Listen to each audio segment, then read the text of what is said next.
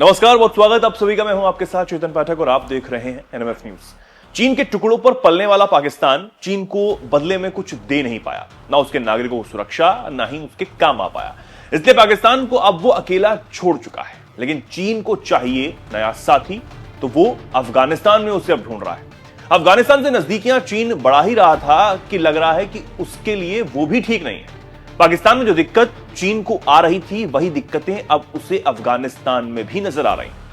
आपको पता है कि पाकिस्तान में चाइना पाकिस्तान इकोनॉमिक कॉरिडोर के लिए काम कर रहे चीनी नागरिकों को मौत के घाट उतारा जा रहा था। बलूच लिबरेशन आर्मी पूरी तरीके से चीनी नागरिकों का विरोध कर रही थी और अपने बलूचिस्तान में इस तरीके से कब्जा होते हुए देख वो भड़के हुए थे और लगातार चीनी नागरिकों को, पाकिस्तानी रेंजर्स को, आर्मी को निशाना बना रहे थे। यही अब अफगानिस्तान में हुआ है। दरअसल अफगानिस्तान के तखार प्रांत में चीन के एक नागरिक की हत्या कर दी गई है। यह अफगानिस्तान की एक खदान में काम करता था और अपना काम करके वो वापस तालकान शहर की तरफ लौट रहा था। तभी रास्ते में उसकी गोली मारकर हत्या कर दी गई। अब इसके बाद पाकिस्तान और ताजिकिस्तान के बाद चीन के लिए अब अफगानिस्तान में भी टेंशन बढ़ चुकी है। अफगान मीडिया के मुताबिक अभी तक इस हत्याकांड के पीछे की वजहों का पता नहीं चल सका है, लेकिन जांच लगातार की जा रही है। अब चीन वहां पर क्या कर रहा है, यह एक बड़ा सवाल बना हुआ है। तो बता दें कि अफगानिस्तान में सोने से लेकर लिथियम के $1 ट्रिलियन के खजाने पर चीन की पैनी नजर है। वो नजर गड़ाए बैठा है और इसी को पाने के लिए वो अफगानिस्तान को अपने चंगुल में फंसाने में लगातार जद्दोजहद कर रहा है।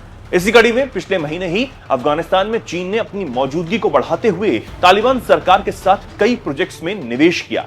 अफगान लोक निर्माण मंत्रालय के प्रवक्ता मोहम्मद अशरफ हकशेन्स ने मीडिया को बताया था कि चीन से पहला रेल ट्रांजिट शिपमेंट ईरान के जरिए अफगानिस्तान पहुंचा।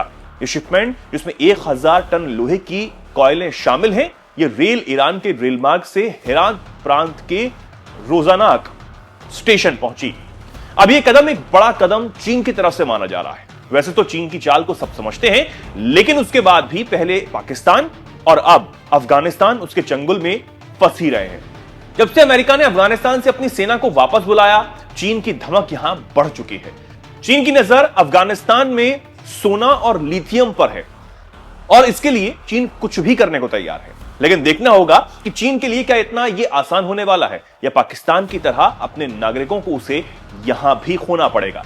क्योंकि पाकिस्तान में बहुत बुरी हालत चीनी नागरिकों की है, ये हम सब जानते हैं। लगातार जिस तरीके से आपको बताया कि जो बलूच लिबरेशन आर्मी है बलूचिस्तान में, वो सीपेक कॉरिडोर का विरोध कर रही है और वो ये चाहते हैं कि उन्हें पाकिस्तान से बिल्कुल अलग कर दिया जाए। पाकिस्तान का कब्जा वो अपने बलूचिस्तान पर नहीं मानते, बलूचिस्तान को वो अलग मानते हैं और इसी चक्कर में वो चीनी नागरिकों का विरोध करते हैं।